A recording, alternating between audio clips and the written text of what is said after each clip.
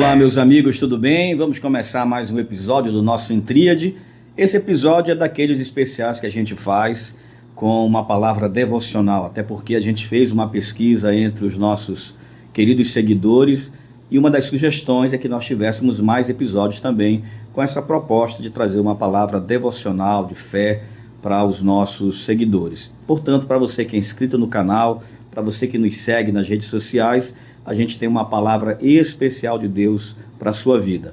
E você pode compartilhar com outras pessoas também, porque tem muita gente que precisa ouvir, às vezes, uma palavra de Deus, e você pode ser o canal de Deus que vai levar essa palavra justamente para essa pessoa naquele momento tão crucial da demanda dessa pessoa. De repente, a palavra que a gente ministra aqui vai alcançar exatamente a necessidade, a demanda dessa pessoa. Então, seja um canal de Deus que divulga o canal Intríade para outras pessoas, que também é um canal de Deus para abençoar outras vidas.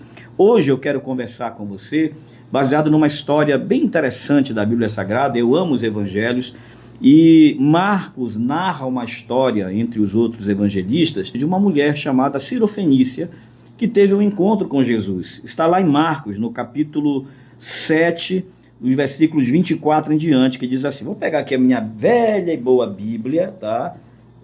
Voltando às origens de usar o papel, né? É importante isso. Levantando-se dali para as terras de Tiro e Sidom, tendo entrado numa casa, queria que ninguém o soubesse. No entanto, não pôde ocultar-se, porque uma mulher, cuja filhinha estava possessa de espírito imundo, tendo ouvido a respeito dele, veio e prostrou-se-lhe aos pés. E esta mulher era grega, de origem sirofenícia, e rogava-lhe que expelisse de sua filha o demônio. Mas Jesus lhe disse, deixa primeiro que se fartem os filhos, porque não é bom tomar o pão dos filhos e lançá-los aos cachorrinhos. Ela, porém, lhe respondeu, sim, Senhor, mas os cachorrinhos debaixo da mesa comem das migalhas das crianças. Então lhe disse, por causa desta palavra pode ir, o demônio já saiu de tua filha. Voltando-se ela para casa, achou a menina sobre a cama, pois o demônio a deixara. Que coisa linda, hein? Olha só, vamos olhar para esse pano de fundo dessa história. Primeiro, é um dos momentos que Jesus sai das regiões, tanto de Cafarnaum como de Jerusalém. Ele sai da terra que era a terra dele, de entre os judeus, e vai para uma cidade fenícia. Aqui nesse caso, uma cidade que estava a alguns quilômetros das cidades que era costume Jesus andar, especialmente, eu acho que 40 quilômetros lá de Cafarnaum. Era uma cidade gentia, de gentios. Então Jesus, a partir daí, já quer, de alguma forma, expandir a sua mensagem para além das muralhas do seu próprio povo, no caso dos judeus. Há também aqui uma impressão de que Jesus parece-nos que queria ter um momento de solitude, queria ter um momento a sós, não queria reunir muita gente. Então ele sai até para uma espécie de retiro, para ir deixar um pouco a multidão que afluía para onde ele ia, especialmente lá na casa dele mesmo, em Cafarnaum, onde ele habitava naquele momento. O tempo todo tinha muita gente que ouviu falar de Jesus, ouviu falar dos milagres que ele realizou. Então, de alguma forma, ele quer sair um pouco desse meio, desse burburinho de tanta gente. E ele vai para uma cidade sirofenícia, e chegando nesta cidade, vai para uma casa e pede que ninguém saiba que ele está ali. Agora, como é que se esconde Jesus, meu? Como é que vamos esconder que Jesus chegou numa casa? A fama de Jesus já tinha extrapolado as cercanias de Cafarnaum, as cercanias da Galileia, e estava chegando em outros lugares, inclusive na terra dos gentios. O fato é que Jesus vai para esta casa e de repente aparece uma mulher. Primeiro, a primeira característica dessa mulher é que ela era uma mãe. E você sabe o que significa ser mãe, né? Para você que é mulher, para você que é mãe, mas eu não sou mãe. Você que é filho sabe o que é uma mãe. Todos nós sabemos o que significa uma mãe. A paixão, o amor, a entrega, a busca dessa mulher sempre em favor do filho. Mãe tem uma característica diferente, é um ser divino, maravilhoso, criado por Deus, E é tão real isso, que a própria Bíblia diz assim: pode uma mãe que ainda amamenta do seu filho se esquecer? Todavia, se isso for possível, eu, porém, não me esquecerei de vós. Ele usa essa comparação superlativa para mostrar o valor intenso do amor de uma mãe. Agora imagine uma mãe que, além de ser uma mulher, numa cultura que era a cultura da época, além de ser mãe, estava agora com a sua filhinha com uma perturbação espiritual, com uma visitação e um intruso no seu organismo, na sua mente, causando todo o sofrimento que a mãe olhava e não podia fazer nada. Ela narra o problema da sua filha como sendo uma possessão demoníaca. Tá, podemos dizer era uma possessão demoníaca, mas poderia muito bem não ser. Mas naquele momento, o que aquela mulher pôde dizer para Jesus é que era uma possessão demoníaca, porque provavelmente algumas outras formas de tratamento e cura não deram uma resposta eficaz para aquele problema. Então ela deduziu: aqui minha filha está endemoniada. Não sabemos quais eram os sintomas daquela possessão, o certo é que era uma perturbação que estava perturbando a alma desta mulher, desta mãe. Esta mãe então vai até Jesus e suplica a Jesus e pede para Jesus insistentemente que ajude a filha dela. Mãe é isso, gente.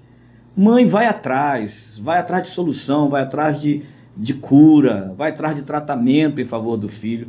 E essa mulher vai ao lugar certo, ela vai a Jesus. Ela sabe que está de alguma forma atravessando algumas muralhas, alguns limites que tem a ver com os limites da sua cultura, que tem a ver com os limites da sua religião, da sua fé, que tem a ver com os limites da sua própria cidade. Ela está indo para um estrangeiro, para um judeu, que todo mundo dizia que era o Cristo, o Messias, só que essa ideia de Messias não tinha nada a ver com os fenícios, era uma ideia absolutamente judaica. Mas ela, mesmo assim, talvez sem entender exatamente quem era aquele homem, uma coisa ela sabia: ali estava alguém que poderia atender a demanda dolorosa da sua filha e o seu próprio sofrimento. Quando ela fala com Jesus, Jesus dá uma resposta que parece muito grosseira, né? A gente ouve de cara assim e parece muito grosseira, muito ríspida, quando ele diz: olha, não é de bom tom, não é justo que se tire o alimento da mesa dos filhos para dar aos cachorrinhos.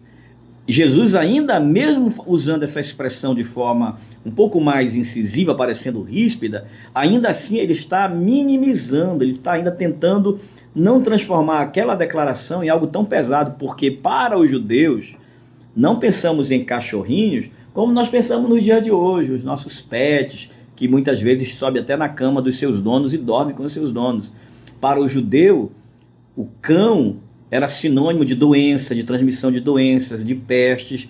Então, existiam algumas orações de judeus que diziam assim: Senhor, graças te dou porque tu não me fizeste um gentil, graças te dou porque não me fizeste mulher, e graças te dou porque não me fizeste um cachorro, um cão. Então, a ideia do cão não era a ideia que agora Jesus, tentando atenuar aquilo, estava usando. Ele chama de cachorrinho, como uma espécie de cachorro de estimação, que nesse caso anda por dentro da casa e come das migalhas.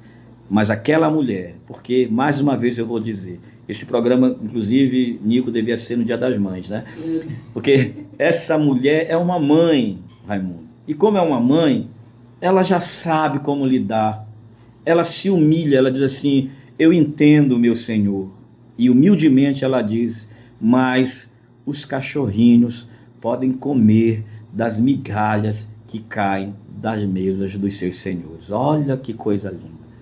Na verdade, o que Jesus estava fazendo ali era provocando uma resposta de fé naquela mulher. Jesus não estava sendo ríspido por ser ríspido. Jesus estava provocando aquela mulher. Jesus queria ouvir daquela mulher que, de fato, ela tinha entendido quem era que estava diante dela. Ele queria, de alguma forma, provocar naquela mulher uma ebulição de fé. E a fé seria transmitida através e expressada através das palavras que viriam daquela fala. Jesus provoca, Jesus lança a isca. Não é justo, não é correto tirar da mesa dos filhos para dar aos cachorrinhos. Ou seja, da mesa dos judeus para dar aos gentios. Essa era a ideia básica.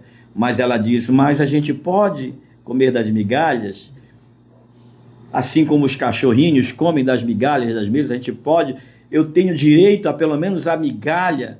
E aquilo tocou o coração de Jesus.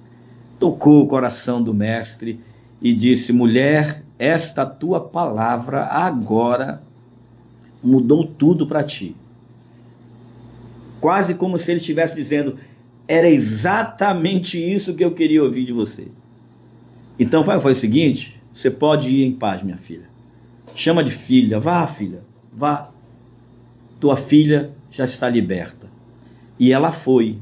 É lógico, mãe, mais uma vez, essa mãe sai correndo para ver como está a filha.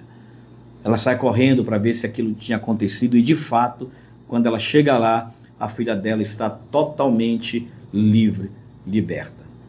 Bom, a história está contada, a história está aí, e o que é que isso tem a ver comigo?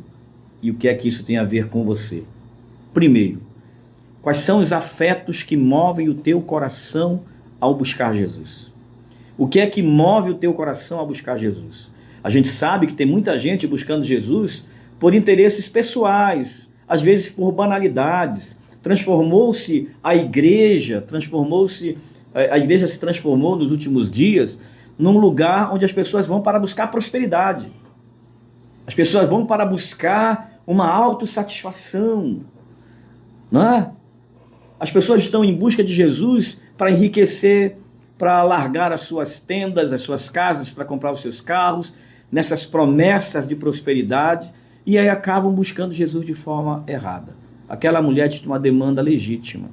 Ela vai movida por duas coisas específicas. Primeiro, ela vai movida por amor. O que move o coração daquela mulher é o amor pela filha. E nós somos seres do amor. Nós nascemos por causa do amor de Deus. Nós fomos salvos por causa do amor de Deus. A Bíblia diz, um texto tão conhecido de João 3,16, porque Deus amou o mundo de tal maneira que deu seu Filho unigênito para que todo aquele que nele crê não pereça, mas tenha a vida eterna. E olha, talvez não tenha nada mais poderoso para mover o coração de Deus, além da fé, do que o amor. O amor move o coração de Deus. E Jesus olha naquela mulher e vê que aquela mulher está em sofrimento, e aquele sofrimento tem a ver com o amor que ela tinha pela filha. Então, chegar a Jesus tem que ter esse motivo, é o amor. Aquela mulher vai por amor à filha, mas ela vai, de alguma forma, ela não sabe, ninguém vai saber de onde, nós podemos só supor, ela deve ter tirado um lampejo de fé de todos os testemunhos que ela deve ter ouvido do que Jesus houvera feito em outros lugares, que talvez chegou apenas através de uma transmissão oral, alguém falou, Jesus, o Galileu, curou um cego, curou um surdo, aquilo foi alimentando a fé. Agora imagina, junta-se o amor de uma mãe, a ousadia de uma mãe, com a fé, né? E parece que mãe tem mais fé do que todo mundo, né?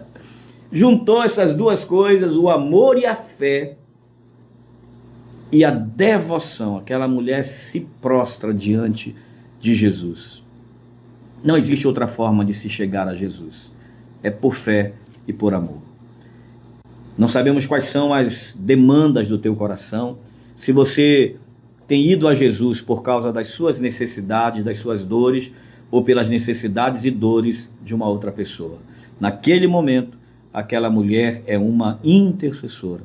Naquele momento, a posição daquela mulher, mesmo sem saber desse termo, mesmo sem ter noção de quais eram os princípios teológicos que moviam o ministério de Jesus, porque ela não sabe, ela não entende exatamente teologicamente como ela deveria se aproximar de Jesus. O que ela sabia, na verdade, é que ela tinha uma demanda que ela não tinha como resolver, que ela tinha uma dor, uma luta, um sofrimento dentro da casa dela, que afetava diretamente ela, porque tratava-se da filha dela, e ela tinha uma ponta de fé e esperança de que agora chega lá na cidade, naquela cidade gentia, cirofenícia, uma mulher grega, cheia do conhecimento grego, da cultura grega, chega lá e abre mão de tudo isso e vai a Cristo e diz: por favor, salve a minha filha. Tem hora que a gente precisa abrir mão de toda a nossa teologia própria, de todos os emaranhados dos nossos achismos, daquilo que eu acho que é certo, que é errado, depositar aos pés de Jesus e apenas dizer: Jesus, me socorra, por favor. Talvez você é alguém que tenha um certo preconceito contra a fé cristã, talvez você é alguém que tenha sido de alguma forma vítima de algum mal-entendido em algum lugar que prega esse evangelho. Talvez você tenha criado uma estrutura de fé, mais fé, uma fé antagônica à fé cristã, e faz com que você não queira nem ouvir falar de Jesus, mas você se deparou aqui com essa palavra. É para você. Jogue tudo isso no chão. Jesus vai te abraçar. Jesus vai te acolher. Pode ser que de alguma forma você sinta que há quase que uma provocação da fé dentro de você, como aconteceu ao Jesus se pronunciar para aquela mulher, dizendo: não dá para fazer isso. Jesus, na verdade, ele estava abrindo um portão que não era só para aquela mulher sirofenícia. A porta que Jesus estava abrindo iria aparecer de forma mais escancarada na pregação de Paulo, na pregação de Pedro aos gentios, que chegou inclusive aqui, a mim, a nós que estamos aqui no estúdio, e a você que está em casa agora. Talvez aquela atitude daquela mulher fosse apenas uma forma, um símbolo de como a porta do evangelho seria aberta não só para os gentios, não só para os gregos, mas para todos os homens, porque Deus amou o mundo de tal maneira. E isso inclui eu, inclui você. Se existe uma demanda grandiosa no teu coração, na tua família, na tua casa, seja tua filha, teu filho, teu marido, tua mãe, teu pai, seja lá o que for a grande demanda da tua vida, corra a Jesus. Talvez você se sinta como alguém que vai comer só das migalhas, mas as migalhas que caem da mesa de Jesus é melhor do que qualquer banquete de qualquer outro lugar. Deus abençoe sua vida e que o Espírito Santo conduza ao teu coração esta fé, esta verdade, e a palavra de Deus produza muita vida em você. Até a próxima, se Deus quiser.